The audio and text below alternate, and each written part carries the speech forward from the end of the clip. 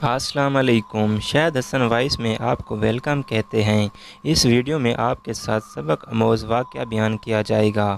اسی طرح کے اور دلچسپ واقعات، قصے، کہانیاں، فنی معلومات، اسلامی واقعات اور مزید اسی طرح کی ویڈیوز کے لیے ہمارے چینل شاہد حسن کو سبسکرائب کریں۔ شکریہ۔ ایک لڑکے کی دلچسپ اور سچی کہانی پارٹ نمبر 2 جو کہ آپ کے سامنے پیش خدمت ہے۔ میرا اوپر کا سانس اوپر اور نیچے کا سانس نیچے رہ گیا اور دل طوفانی رفتار سے دھڑکنے لگا۔ بمشکل میں نے پیچھے مڑ کر دیکھا تو مجھے یوں محسوس ہوا جیسے پچھلی سیٹ پر بالوں کا ایک بہت بڑا سا ڈھیر دھرا ہوا ہے۔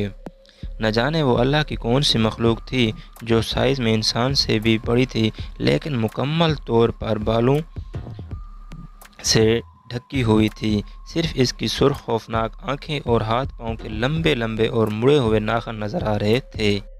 وہ اپنی لال لال ڈرونی آنکھوں سے نہایت غصے میں طلحہ کو گھور رہی تھی۔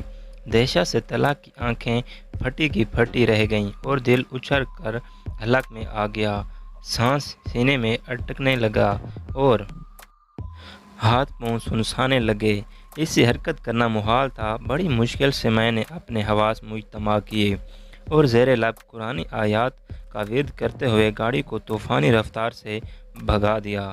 تھوڑی دیر بعد مجھے محسوس ہوا کہ پچھلی سیٹ خالی ہو گئی ہے۔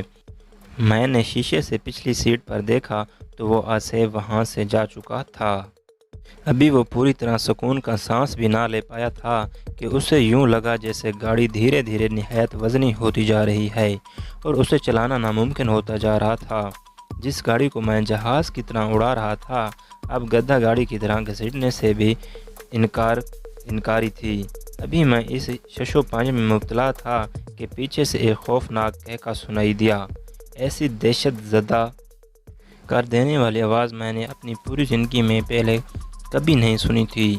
مڑ کر دیکھا تو وہی غیر انسانی مخلوق دوبارہ سیٹ پر برجمان ہو کر قہقہے لگاتی نظر آئی۔ اس کی ٹانگیں اتنی لمبی ہو چکی تھیں کہ اس نے گاڑی کی کھڑکی سے باہر لٹکا رکھی تھی اور پاؤں سڑک پر گھسیٹ رہے تھے۔ اس وجہ سے گاڑی کو آگے بڑھانا مشکل ہو رہا تھا۔ یہ دیکھ کر میری ریڑھ کی ہڈی میں خوف کی لہر دوڑ گئی اور میں نے بآواز بلند قرآنی آیات اور آیت الکرسی پڑھنا شروع کر دی۔ تھوڑی دیر بعد گاڑی پھر ہلکی ہو کر تیزی سے رواں دواں ہو گئی۔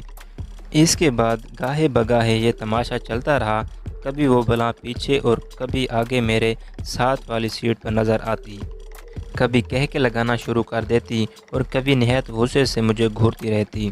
میں نے دعاؤں کا ورد جاری رکھا اور تیزی سے گاڑی بھگاتا رہا۔ گھنٹہ بھر میں شہر کے آثار نظر آنے لگے تو وہ مخلوق یکا یک غائب ہو گئی۔ میں نے اللہ کا شکر ادا کیا کہ میں بخیریت بغیر کوئی نقصان پہنچائے میرا پیچھا چھوڑ دیا۔ ابھی میں اسپتال سے 15 منٹ کے فاصلے پر تھا کہ پھر مجھے شاک لگا۔ رات کی تاریکی اور موسلادھار بارش میں خالو ایک اسٹریٹ لیمپ کے نیچے کھڑے نظر آئے۔ میں نے بریک پر پاؤں دبایا تو گاڑی سڑک پر دور تک گھسیٹتی ہوئی چلی گئی۔ خالو تیز تیز چلتے ہوئے آئے اور فرنٹ سیٹ کا دروازہ کھول کر میرے ساتھ ہی بیٹھ گئے۔ اتنی تیز بارش میں کھڑے ہونے کے باوجود ان کا لباس بالکل خشک تھا۔ میں نے نہایت حیرت سے ان سے پوچھا کہ وہ یہاں کیا کر رہے ہیں، تو انہوں نے دھیرے سے کہا، بس بیٹا یوں ہی کھڑا تھا۔ وہ بالکل گم سم اور کھوئے ہوئے سے تھے۔ باتوں کے انتہائی شوقین اور بات بات پر زور سے قہقہے لگانے والے خالو بالکل خاموش تھے۔ سوچ سوچ کر بمشکل چند الفاظ ادا کر رہے تھے۔ جب میں نے ان سے سب کی خیریت پوچھی تو وہ کھوئے ہوئے تھے۔ ہاں بیٹا، سب بالکل ٹھیک ہیں، تم فکر نہ کرو، تم سے ملے بغیر جانے کا دل نہیں چاہ رہا تھا تو میں چلا آیا۔ میں حیرت سے سوچنے لگا کہ وہ کہاں جا رہے ہیں، لیکن ان کی حالت دیکھ کر میں نے مزید پوچھنا مناسب نہ سمجھا۔ مجھے لگا کہ ایکسیڈنٹ نے ان کے حواس کو متاثر کر رکھا۔ میں خود بھی اسپتال پہنچنے کی جلدی میں تھا، لہٰذا خاموشی سے ڈرائیونگ کرتا رہا۔ جب پارکنگ میں پہنچ کر میں اترنے لگا تو یہ دیکھ کر میری سٹی گم ہو گئی کہ برابر والی سیٹ خالی تھی۔ میں تیزی سے اسپتال میں داخل ہوا تو سامنے ہی میرے والد صاحب نہایت دل رفتہ حالت میں کھڑے نظر آئے۔ میں خالو کے بارے میں بتانا چاہتا تھا، لیکن وہ خاموشی سے تیز سے چلتے ہوئے مجھے اندر لے گئے۔ کمرے کا منظر دیکھ کر مجھ پر سکتہ طاری ہو گیا۔ سامنے ہی بستر پر خالو کی لاش رکھی تھی، جو روڈ ایکسیڈنٹ میں موقع پر ہی دم توڑ گئے تھے۔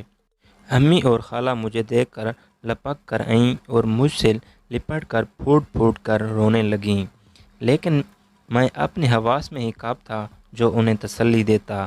میں تو حیرت سے کانگ کھڑا یہ سوچ رہا تھا کہ اگر خالو ایکسیڈنٹ کے وقت ہی انتقال کر گئے تھے تو ابھی میرے ساتھ گاڑی میں کون تھا؟ کیا یہ ان کی محبت اتنی شدید تھی کہ اس سے ملے بغیر جانے کا ان کا دل رضامند نہ تھا؟